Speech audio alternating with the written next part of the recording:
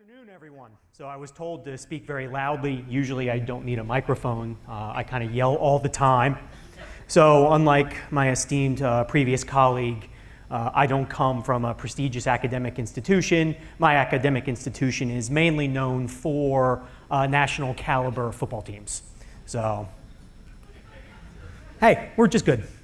So what I want to talk about is I want to talk about healthcare and I want to talk about labor markets, because I think those are trends and those are forecasts that are incredibly important for Kern County.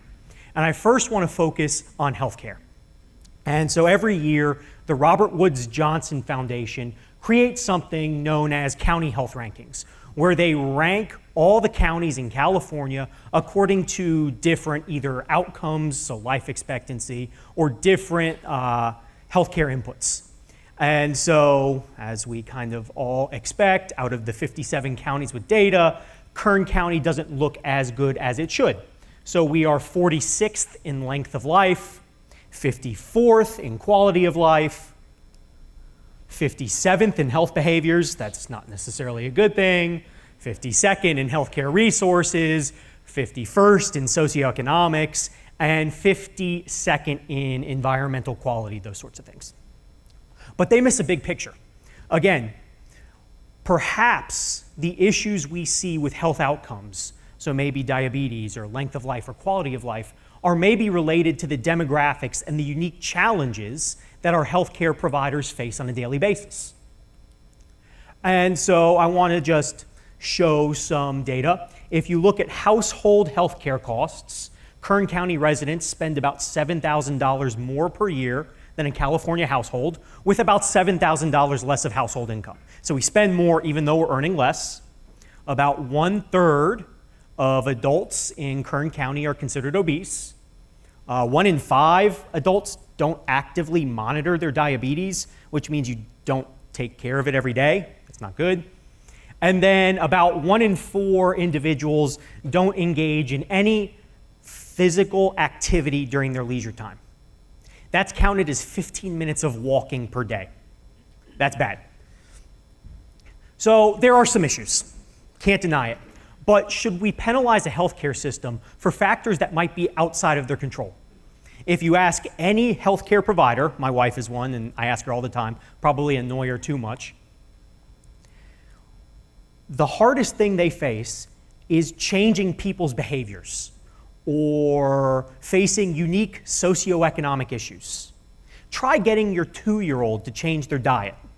Try getting a millennial to change their sleeping patterns. Those are all huge issues. So what I want to focus on is I want to focus on how these sort of common sense healthcare rankings miss a huge opportunity and how we're actually not that bad. Actually, our healthcare providers, our healthcare institutions, everyone we see is actually doing quite a good job with what we face. They're facing an uphill battle every time they go to work.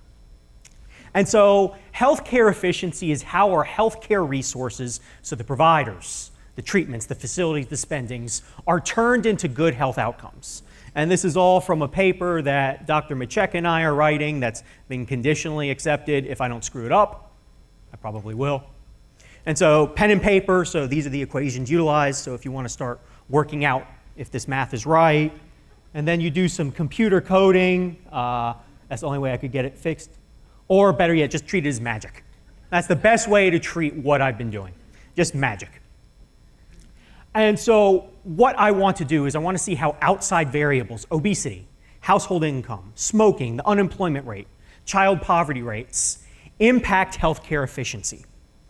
I want to see how our common measures are influenced by these other factors that we know matter. I want to take into account behavior, the demographics, the healthcare resources, and the socioeconomics that providers face on a daily basis, because we all know the number one thing that a patient does right after a doctor's visit is ignores the doctor's advice. And so once we actually take into account these factors, we're actually doing a fantastic job at providing health care to our population. And so basically what you should take from all of these numbers are that it appears that life expectancy is 3 years too short in Kern County. So everyone should be living 3 years more on average, into their 80s. Well, once you take into account behavior, demographics, healthcare resources, the socioeconomics, that explains away all of the inefficiency, all of the ineffectiveness of our healthcare delivery system.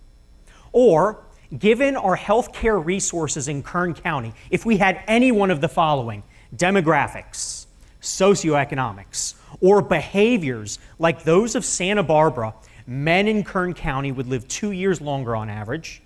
Women would live a little under 2 years longer on average. They would live into their 80s. Men would live close to 80. Not precisely, but close. And so what matters? What is negatively impacting how our healthcare providers are treating patients? Obesity. Obviously, we want less obesity. That matters. Actively monitoring diabetes. We want more people actively monitoring their diabetes. It's an easy treatment if you monitor it. We want more people actively engaging in mammograms. That one's a little bit questionable, just from the fact that I know there's lots of dispute about the age ranges with which you should get mammograms, but we typically think that people that do engage in mammograms probably go see their doctors much more often than your typical male, which is none. I mean, my wife's a healthcare provider. I haven't been to a doctor in 5 years. So that speaks of the issues that we face. In terms of demographics, we want fewer elderly. You know, before people get angry at me, I'm going to get millennials in a little bit, and I'm a millennial, so I have to get rid of myself. Socioeconomics, we want higher household income, we want less unemployment. And so we have all these fancy little graphs, but it's not the institutions in Kern County that matters. What matters is the fact that our healthcare providers are providing excellent care, but people aren't either following through, or we have unique challenges that need to be addressed. So what can we do? So we can reduce the cost of diabetes monitoring. It's not that high, but we can reduce that. We might want to incentivize healthy workplaces, midday walking facilities. I know a number of facilities out in the northern part of Kern County have tracks where people can go walk at lunchtime. That's a fantastic idea. Maybe provide wearable exercise trackers. That's a little bit worrisome. The one thing that people are bad at is that people actually underestimate the number of calories they're consuming by about 300 calories per day. So you sit there and you go, hey, I'm eating a Big Mac, it's only 200 calories. Probably not a good thing. So we see that these small micro-level policies can actually have huge impacts. So again, why should we care? Well, this report just came out. The millennials ages 17 to 35 will be the most obese cohort in history. That's not good. Well, and that's also not necessarily a bad thing. As Jeremy pointed out, they have access to a lot of things. Part of it is caloric consumption. 70, 80 years ago, it was subsistence agriculture where you might starve. Nowadays, you don't have that. But there's nearly a 90% correlation between the obesity rate and healthcare costs. And so, forecasting out, if current trends continue, about half of Kern County residents will be obese by 2050. And if that's bad, that's about $400 million more spent in healthcare that we could be spending elsewhere. So we have to tackle the problem now. Again, people's behaviors. So we recognize that we have challenges, but recognizing challenges early is important. So healthcare. Not necessarily the heartwarming story, but now I want to talk about wage trends. This is the good part of the story. Unemployment in Bakersfield, or Kern County as a whole, is hitting lows not seen in over a decade. The unemployment rate in Mojave is 13.1%, Bakersfield City itself under 7, Tehachapi under 6, Arvin 9.1, California City 16.4, Fraser Park 6.6. These are lows not seen in a decade. That's phenomenal. Nationally, we're reaching our natural rate of unemployment. So remember your principles of macroeconomics class. I was going to give you a quiz on this, but then I realized you guys rated me in the booklet, and based on how students respond to quizzes, I decided not to. So here's the answer. The natural rate of unemployment basically means we just have people either looking for jobs, in between jobs, or they lost their jobs because of technology. It's not because of the economy or recession. And we're actually reaching our natural rate of employment here in Kern County. And so what does reaching our natural rate of unemployment mean in Kern County? Well, if unemployment is high, businesses have all the market power. They can basically offer wages, and if I'm unemployed, I'll want to take the job.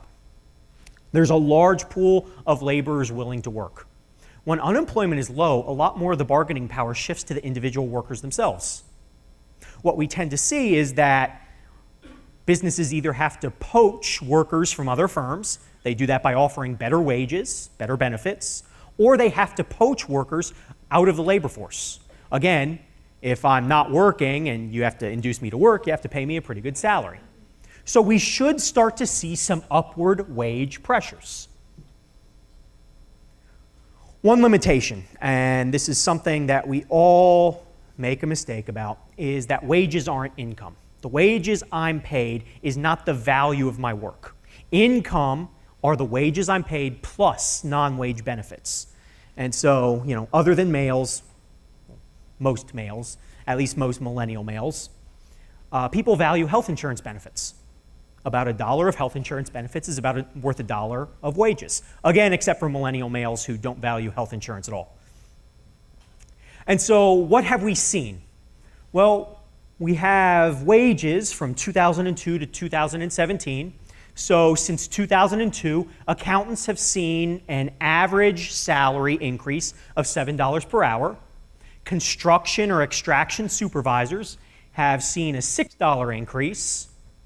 Farm supervisors, a $6 increase. Nurses, largely because of nursing shortages in this area, have seen a nearly $15 increase. That's phenomenal. And overall wages have increased by only $4 in the past 16 years. That's very low. And what this means is that basically your average family is earning a little over $50,000 per year. Enough to live on, but certainly we want something more. So wages actually track very closely with labor supply and labor demand. As much as we like to think it, and as much as it is true for certain occupations, a lot of wages aren't tied to water availability, ag prices, oil prices, those sorts of things. That's important. We're starting to diversify. And so here's my forecast. A very optimistic forecast, but I think it's pretty important for 2017 up till 2022. Nurses will see a 16% increase in their wages in just 5 years. $7, which is about half of what they saw in 16 years. That's phenomenal. Construction and extraction supervisors will see about a 12% increase in their overall wages, and everyone should see about 11% higher wages by 2022. Now, $1 or so increase in wages, that doesn't seem like a lot.